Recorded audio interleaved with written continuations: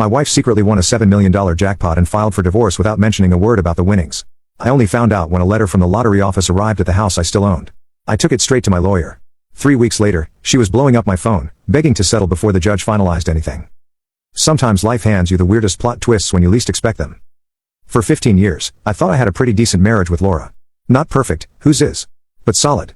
We met in college, dated for 3 years, got married at 25, bought a house in the suburbs, had 2 kids, now 12 and 10, and built what I thought was a good life together.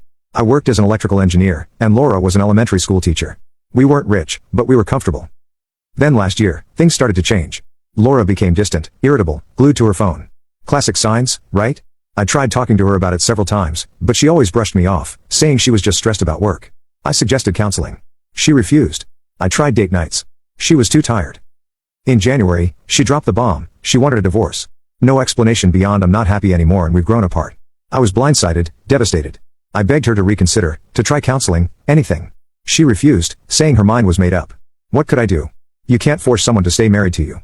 I reluctantly agreed, and we started the process. She moved out almost immediately, renting an apartment across town. We agreed to keep things civil for the kids, who were splitting time between us. The house was temporarily still in both our names until the divorce was finalized, though I was living there alone and making the payments. The divorce was proceeding normally as having your life torn apart can be. We were working with mediators to divide assets, figure out custody, all that fun stuff. Laura seemed oddly eager to finalize everything quickly, which I attributed to her just wanting to move on with her life. Maybe there was someone else? I didn't know. And at that point, I didn't want to know. Then about 2 months into the divorce process, something strange happened. I was sorting through the mail one evening when I found a stack of Laura's mail that had been forwarded to the house by mistake. Among the envelopes was an official-looking one from the State Lottery Commission that had torn open at the edge, partially revealing its contents. As I separated it to put with her other mail, I couldn't help but notice the congratulatory letterhead and the words payment confirmation visible through the tear. I want to clarify, I wasn't in the habit of opening Laura's mail. Even though we were separating, I respected her privacy. But with this already torn envelope revealing such surprising information, I carefully slid out the letter to confirm what I was seeing. Inside was a congratulatory letter thanking Laura for submitting her winning ticket and confirming that her first installment payment of $233,000, after taxes, had been processed. The letter referenced as per your instructions that the funds had been deposited into an account at First National Bank in her cousin's name, with Laura listed as an authorized user. The letter also included information about future annual payments and financial planning services offered to lottery winners. My hands were shaking as I read the letter. Laura had won the lottery. A quick calculation told me the total was around $7 million to be paid out over 30 years. And she hadn't said a word about it during our divorce proceedings. Not only that, but she had deliberately arranged for the money to be deposited into an account that would be difficult to trace back to her. The date on the letter showed she'd claimed the prize about 2 weeks before asking for the divorce. My mind was reeling. This explained everything: the sudden desire to end our marriage, the secretive behavior, the rush to finalize the divorce. She wanted to keep the money for herself. Now her insistence on using her own lawyer for the financial disclosure paperwork made perfect sense. We'd already completed initial financial disclosures where she listed her teacher salary, our joint accounts, and a small personal savings account, no mention of lottery winnings or this hidden account with her cousin. I sat at the kitchen table for a long time, staring at that letter. Part of me wanted to call her immediately and confront her. Another part wanted to rip the letter to shreds out of pure anger. But the rational side of my brain eventually took over. I took out my phone and carefully photographed every page of the letter. Then I put it back in the envelope exactly as I'd found it and placed it with the rest of her forwarded mail. The next morning, I called my lawyer, Mark, and scheduled an urgent meeting. When I showed him the photos of the letter, his eyebrows shot up so high they nearly left his face. She hasn't disclosed this in the financial discovery, he asked, though he clearly already knew the answer. Not a word? I confirmed. The first payment came in right before she asked for the divorce. And look, she had it deposited in her cousin's account to hide it. Update 2. My wife secretly won a $7 million jackpot and filed for divorce without mentioning a word about the winnings. I only found out when a letter from the lottery office arrived at the house I still owned. I took it straight to my lawyer. 3 weeks later, she was blowing up my phone, begging to settle before the judge finalized anything. Mark leaned back in his chair, a slow smile spreading across his face. Well, Tom, it looks like Laura just made a very expensive mistake. He explained that in our state, hiding assets during divorce proceedings is not just frowned upon, it's illegal. When divorcing couples fill out financial disclosure forms, they're signed under penalty of perjury. By concealing lottery winnings, which would be considered marital property since she bought the ticket while we were married, Laura had committed fraud. What happens now? I asked. First, we need more evidence, Mark said. The letter alone is strong, but we need to build a bulletproof case. We'll need to subpoena the Lottery Commission for records and her cousin's bank records too. And then we confront her. Mark shook his head. Not yet. If we tip our hand too early, she might try to move the money or claim it was an oversight. We need to catch her in multiple lies under oath. Our next hearing is in 3 weeks.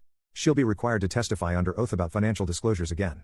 Let her perjure herself one more time with this evidence in our back pocket. And that's exactly what we did. For the next few weeks, I had to pretend I knew nothing.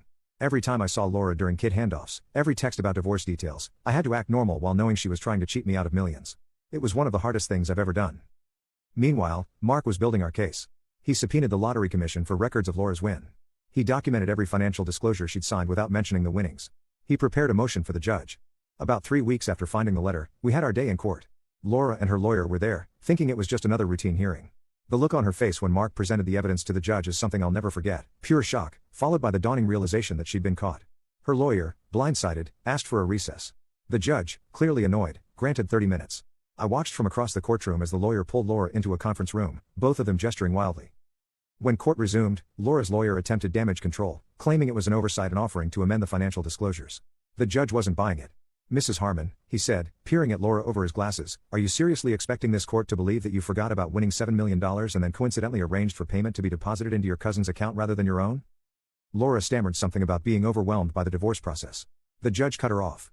"This court takes financial disclosure very seriously. You have deliberately attempted to conceal a major asset acquired during your marriage from these proceedings. This isn't just an oversight, it's perjury and fraud upon the court." The judge then outlined the consequences. In our state, courts have wide discretion in cases of deliberate concealment. While typical remedies include awarding a larger percentage to the wrong spouse, the particularly egregious nature of this case, the timing of the divorce filing, the deliberate routing of funds to a relative's account, and multiple false statements under oath, gave the court authority to award the entirety of the hidden asset to the wrong spouse as both a remedy and a deterrent to others. Given the circumstances and evidence presented, the judge continued, "I am inclined to award the entirety of the lottery payments, past, present, and future, to Mr. Harmon." Laura gasped audibly.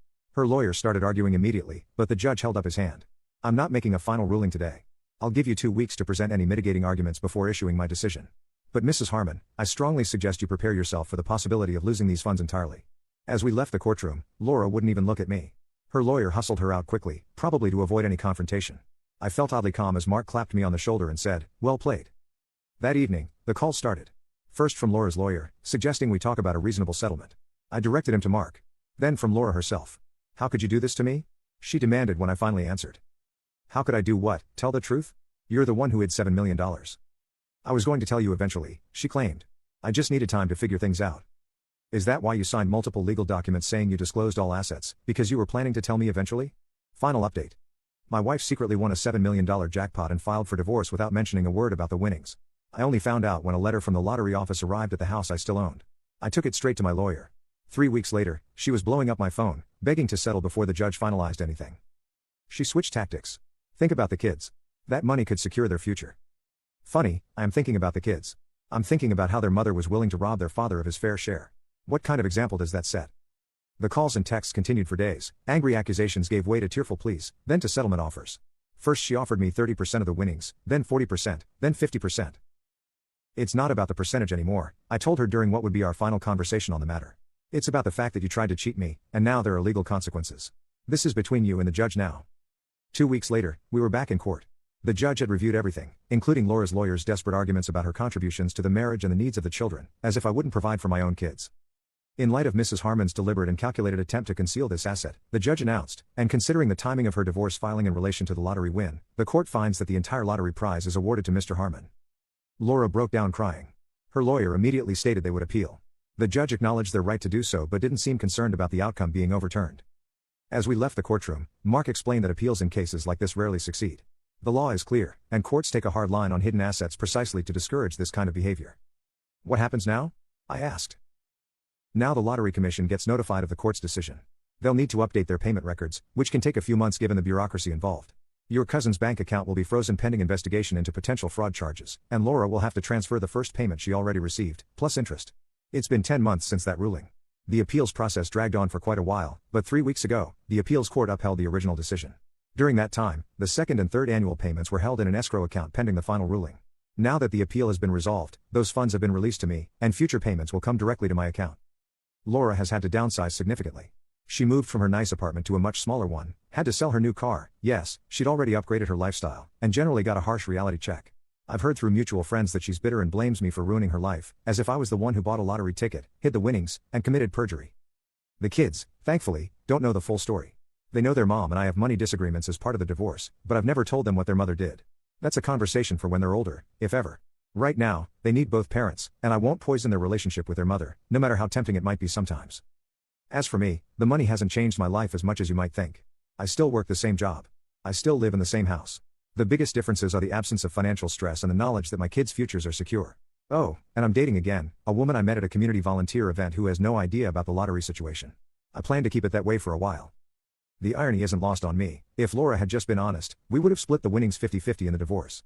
She would have had $3.5 million, more than enough for a great life. Instead, her greed cost her everything. I don't feel sorry for her, but I do feel sad about the whole situation. Not just for the end of our marriage or for her bad decisions, but for what could have been. That lottery win could have been a blessing for our whole family, even if we were divorcing. Instead, it exposed the worst in someone I thought I knew. If there's a lesson here, maybe it's that dishonesty costs more than honesty ever will. Or maybe it's just that karma is real. Either way, I'm focused on moving forward and making sure something good comes from this strange twist of fate, even if it's just teaching my kids that integrity matters more than money. Although having both is pretty nice.